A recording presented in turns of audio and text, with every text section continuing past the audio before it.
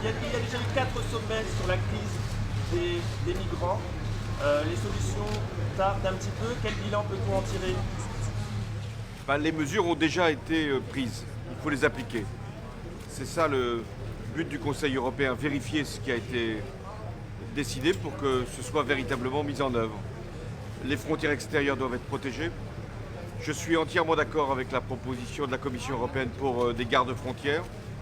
Nous devons également nous engager à respecter la parole que nous avons prononcée, notamment pour les réfugiés qui doivent être réinstallés ou relocalisés, mais dans la limite qui avait été posée.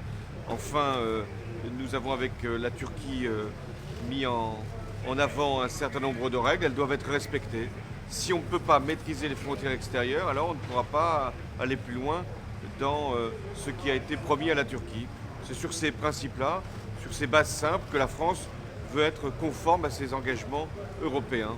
Nous voulons que l'Europe se protège du mieux possible sur le plan de ses frontières extérieures et en même temps respecter le droit d'asile que nous devons à ceux qui sont victimes des guerres. Sur le Brexit, vous allez discuter des requêtes de M. Cameron. Mme Merkel a déjà pris ses positions. Vous pouvez nous expliquer les votes? Nous voulons entendre M. Cameron. Nous connaissons ses propositions, mais elles vont être précisées. Si elles sont conformes aux acquis européens, eh bien, la négociation pourra aboutir.